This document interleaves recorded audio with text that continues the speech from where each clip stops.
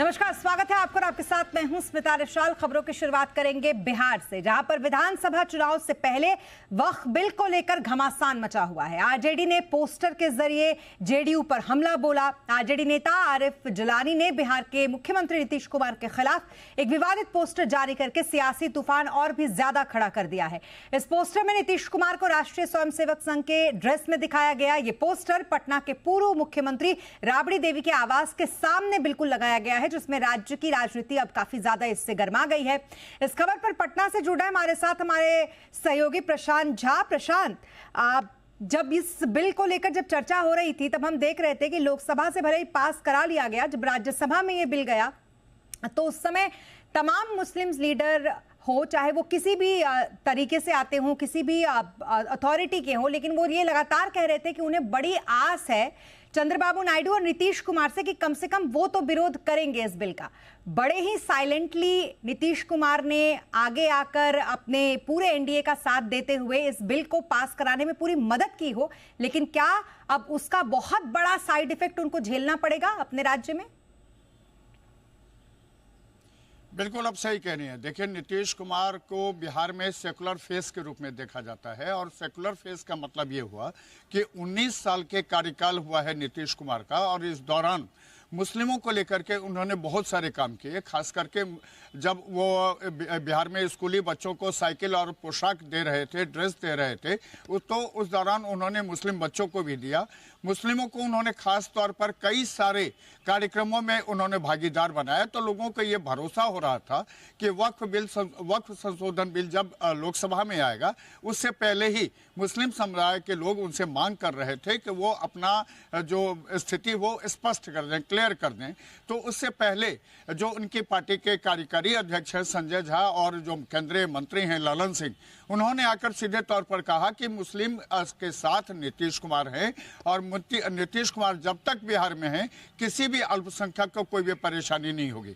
और उसके बाद लोकसभा में जब बिल लाया गया तो जेडीयू के लोगों ने उसको सपोर्ट किया, लेकिन राज्यसभा में जब ये बिल आया उस दौरान में जब संजय झा ने पूरी तरह से ये कह दिया कि वो उसके सपोर्ट में खड़े हैं और उनकी पार्टी सपोर्ट में खड़ी है, तो उसके बाद मुस्लिमों में हलचल मच गई और मुस्लिम जो अब तक इनको सेकुलर फेस मानते थे वो सीधे तौर पर इनको ये कहने लग गए कि आरएसएस के गोद में जाके बैठ गए हैं। और इसका आप देख लीजिए कि आज सुबह पटना में 2-3 जगहों पर ये पोस्टर लगाए गए जिसमें नीतीश कुमार को आरएसएस की टोपी और उसके हाफ पैंट में दिखाया गया और साथ ही उनको जो उनकी बंडी के साथ एक फोटो जारी किया गया, उसमें ये दिखाया गया कि वो भगवा रंग के बंडी में है और एक तस्वीर उनकी वो सेकुलर छवि की भी उसमें लगाई गई जिसमें वो मुस्लिम टोपी पहन के इफ्तार के दौरान मौजूद हैं। आपको बताना चाहेंगे कि इससे पहले जब all India Muslim personal law board ने पटना में प्रदर्शन किया था तो उसका सीधा मकसद था नीतीश कुमार को दबाव देना कि वो लोकसभा में इस बिल के खिलाफ जाएं, राज्यसभा में इस बिल के खिलाफ जाएं। लेकिन all India Muslim personal law board के मीटिंग के बाद भी, प्रदर्शन के बाद भी जब नीतीश कुमार ने सपोर्ट कर दिया है तो ये माना जा रहा है कि all India Muslim personal law board ने जब राज्यसभा में ये बिल गया था तो उसने कही भी थी कि उनको उम्मीद है कि शायद यहाँ पर इन दोनों ही की तरफ से इस बिल पर कहीं ना कहीं समर्थन नहीं आएगा, एनडीए के साथ वो नहीं होंगे। लेकिन आप देखिए, जैसा कि आप भी बता रहे हैं, और जो भी बिहार की राजनीति को और नीतीश कुमार को समझता है वो इस बात को जानता है कि हमेशा से उन्होंने यही दिखाया है, वो सारे धर्मों को साथ लेकर चलते हैं और इसको दिखाने का कोई मौका भी नहीं छोड़ते। और खास करके शिया वक्फ बोर्ड के जो चेयरमैन है अफजल अब्बास, वो भी उन्हीं के पार्टी के यानी कि जेडीयू के ही हैं। तो ना सिर्फ इसका साइड इफेक्ट वो बिहार की राजनीति में झेलेंगे, बल्कि हो सकता है कि आने वाले दिनों में अपनी खुद की पार्टी के अंदर भी झेलें। प्रशांत, बिल्कुल अपने पार्टी के अंदर तो झेल रहे हैं। 4 मुस्लिम नेताओं ने अब तक इस्तीफा दे दिया है और जो 2-3 बड़े मुस्लिम फेस हैं उन लोगों ने भी अपना विरोध जता दिया है। इसका सीधा मतलब है कि जो इस बार 2025 में चुनाव है बिहार विधानसभा का और नीतीश कुमार के बारे में ये कहा जाता है कि मुस्लिम वोट बैंक उनके साथ जाता है। भले ही कुछ मुस्लिम वोट बैंक कांग्रेस और आरजेडी के भी साथ रहता है, लेकिन नीतीश कुमार के साथ एक बड़ा तबका जो मुस्लिमों का है वो इनके साथ रहता है। लेकिन इस बार जो वक्फ संशोधन बिल पर जो इन्होंने जिस तरह से सपोर्ट किया है तो इसे सीधे माना जा सकता है कि मुस्लिमों का सपोर्ट इनको नहीं मिलेगा, क्योंकि मुस्लिम लगातार अपनी नाराजगी जाहिर कर रहे हैं। इससे पहले जो बलियावी हैं, जो इनके जनरल सेक्रेटरी हैं पार्टी के, उन्होंने भी इनके मुखालफत की थी। इसके बाद गुलाम गौस जो इनकी पार्टी के विधान परिषद के सदस्य हैं, उन्होंने मुखालफत की। आप देखिए कि 4 लोगों ने इस्तीफा दे दिया है। पूरे बिहार के मुस्लिम अब नीतीश कुमार के खिलाफ हैं और सीधे तौर पर कह रहे हैं कि नीतीश कुमार से उनका बहुत भरोसा था, लेकिन वक्फ संशोधन बिल पर जिस तरह से उन्होंने सदन के दोनों सदनों में जिस तरह से सपोर्ट किया है, उनका भरोसा टूटा है। तो एक सीधा मान लीजिए कि नीतीश कुमार के फेस को लेकर के मुसलमानों में जो भरोसा था, वो भरोसा इस बार टूटा है। जी प्रशांत, एक बहुत ही गहरी बातचीत आपसे ये चाहेंगे, और उसमें ये कि नीतीश कुमार को तो डैमेज हुआ है, अब वो दिख भी रहा है पार्टी के अंदर भी और बिहार की पॉलिटिक्स में भी। क्या एनडीए को डैमेज हुआ है? क्योंकि बहुत सोच समझकर ये काम किया गया होगा। बिहार का इलेक्शन है, वो उनके भी जहन में होगा।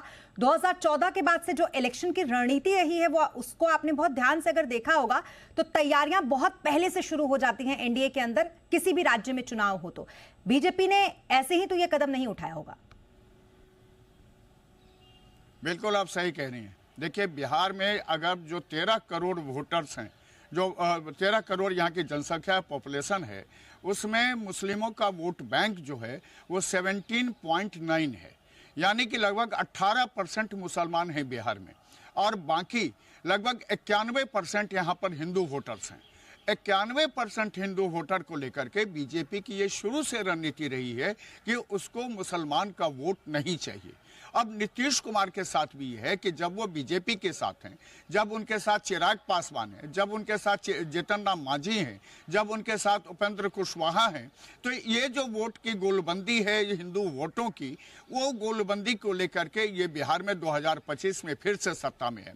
हालांकि अगर 18% अगर मुस्लिम वोट इनको नहीं मिलता है तो इसका नुकसान सिर्फ इतना होगा कि कुछ सीटों पर नीतीश कुमार को पराजय झेलनी पड़ सकती है, लेकिन बाकी जो हिंदू वोट को पोलराइजेशन है, उस पोलराइजेशन को लेकर के जब एनडीए चल रहा है तो आप मान के चलिए कि बिहार में इस बार जो चुनाव है वो हिंदू वोट को लेकर के हैं। क्योंकि आप देखेंगे कि इससे पहले लालू यादव और तेजस्वी यादव ने भी लगातार मुस्लिम वोट को अपने पक्ष में करने के लिए तो इफ्तार की पार्टी देते रहे, लेकिन लालू ने अपने घर पर इफ्तार की पार्टी महज इसलिए नहीं दी थी कि हिंदू वोट उनसे खिसक न जाए।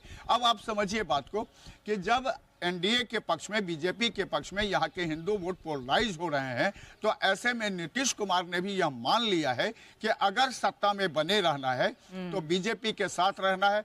क्योंकि आप देख लीजिए कि 2024 में जो लोकसभा चुनाव हुए, उस चुनाव के जो नतीजे हैं, उस नतीजे से भी साफ है कि हिंदू वोट पोलराइज होते हैं और हिंदू वोट के सहारे ही एनडीए फिर से 2025 में सरकार बनाने की। बिल्कुल, लेकिन प्रशांत जी, यहाँ रिश्ते बदलते रहते हैं, ये भी हमने देखा है, और इतने सालों में तो बहुत सारे रिश्ते बदले हैं, और रिश्ते बदल के अलग कैसे और कहाँ जुड़ जाते हैं ये भी हमने देखा। बहरहाल क्या होगा बिहार इलेक्शन में ये वक्त बताएगा, लेकिन फिलहाल डैमेज तो है नीतीश कुमार के इमेज पे। बहुत शुक्रिया तमाम डिटेल्स के लिए आपका।